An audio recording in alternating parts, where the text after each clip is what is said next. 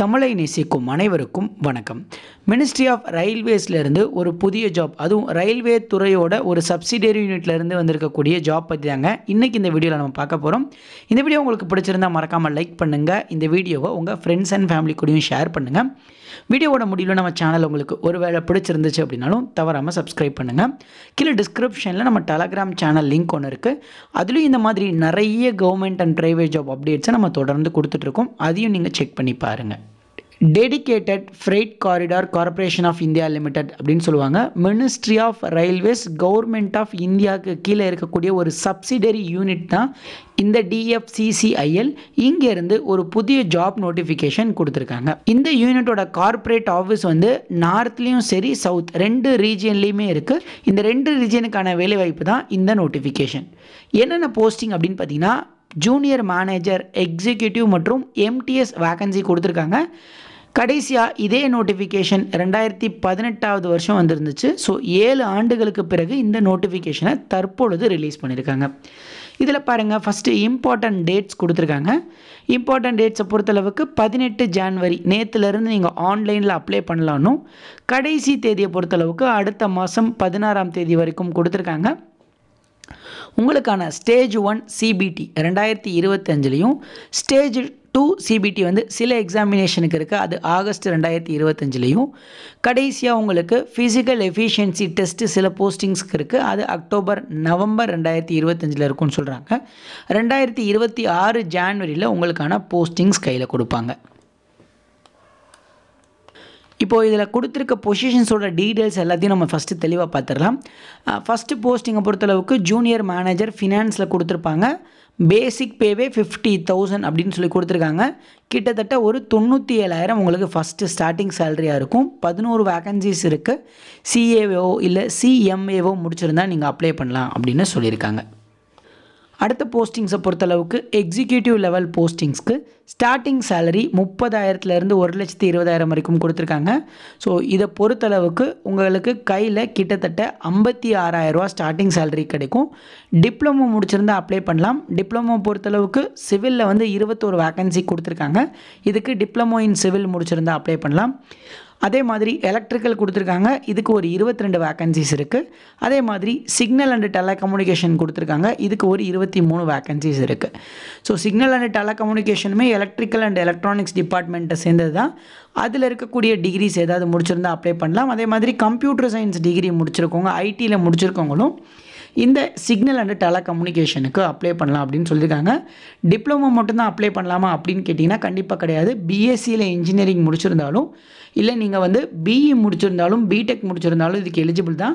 ஆனால் இங்கே கொடுத்துருக்க டிசிப்ளினில் உங்கள் இன்ஜினியரிங் வருதா அப்படின்னு பார்த்துக்கோங்க. கடைசியாக பார்த்தீங்கன்னா மல்டி டாஸ்கிங் ஸ்டாஃப் கொடுத்துருக்காங்க. இதுக்கு 16,000லேருந்து 45,000 வரைக்கும் பேசிக் பே கொடுத்துருக்காங்க. ஸோ இதோட ஸ்டார்டிங் சேலரி 24,500 ரூபா கிடைக்குங்க MTSஐ பொறுத்தளவுக்கு. இதுக்கு வந்து நீங்கள் என்ன படிச்சிருந்தால் அப்ளை பண்ணலாம் அப்படின்னு பார்த்தீங்கன்னா 10th + 1 year அப்ரெண்டிஷிப் அல்லது ITI முடிச்சிருந்தால் அப்ளை பண்ணலான்னு சொல்கிறாங்க. மொத்தம் 31 வேக்கன்சிஸ் இருக்குது.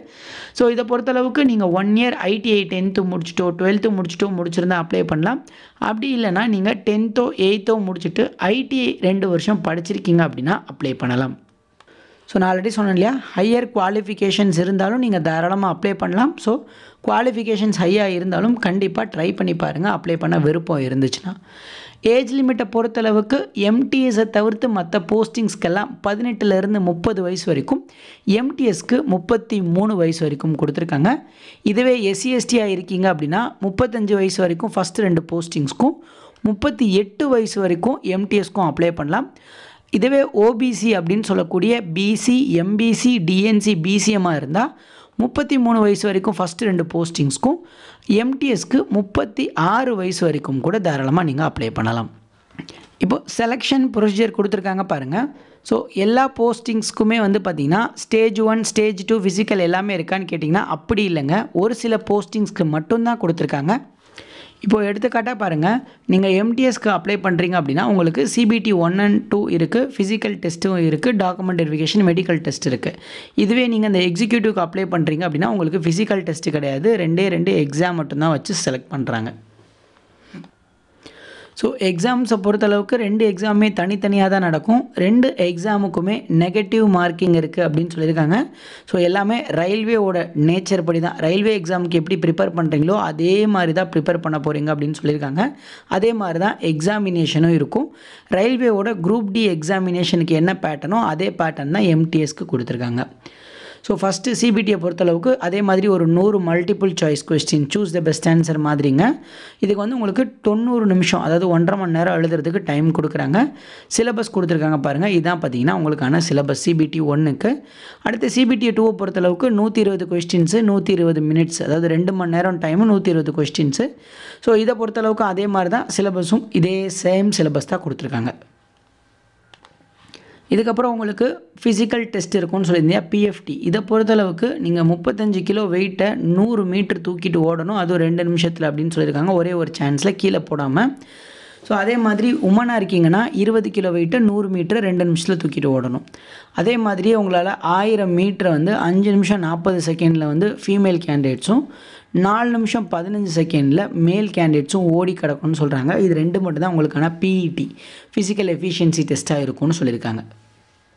எக்ஸாமை பொறுத்தளவுக்கு நமக்கு சிபிடி 1ம் சென்னையில் தான் சென்டர், சிபிடி 2க்கும் சென்னை தான் சென்டர். ஃபிசிக்கல் டெஸ்ட்டுக்கு மட்டும் நீங்கள் டெல்லி போகிற மாதிரி இருக்கும் அப்படின்னு சொல்லியிருக்காங்க. அதே மாதிரி பாருங்கள், எக்ஸாமினேஷன் ஃபீஸை பொறுத்தளவுக்கு 1000 ரூபா வந்து பார்த்திங்கன்னா எக்ஸிக்யூட்டிவ் போஸ்டிங் மேனேஜருக்கெல்லாம் கொடுத்துருக்காங்க. இதுவே எம்டிஎஸ் போஸ்டிங்ஸ்க்கு 500 ரூபா ஃபீஸாக கொடுத்துருக்காங்க. எஸ்சிஎஸ்டியாக இருக்கீங்கன்னா நீங்கள் ஃபீஸ் எதுவும் பே பண்ண தேவையில்லை, ஃப்ரீயாக அப்ளை பண்ணிக்கலாம்.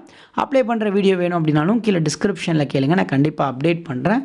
ஸோ இதான் பார்த்தீங்கன்னா இந்த போஸ்டிங்ஸ்க்கான டீட்டெயில்ஸு. கீழே டிஸ்கிரிப்ஷனில் இந்த பிடிஎஃபோட லிங்க்கையும் நான் கொடுத்துட்றேன். நீங்கள் வேணால் ஒரு தடவை செக் பண்ணி பார்த்துட்டு விருப்பம் இருந்துச்சுன்னா இந்த போஸ்டிங்ஸை ட்ரை பண்ணுங்கள்.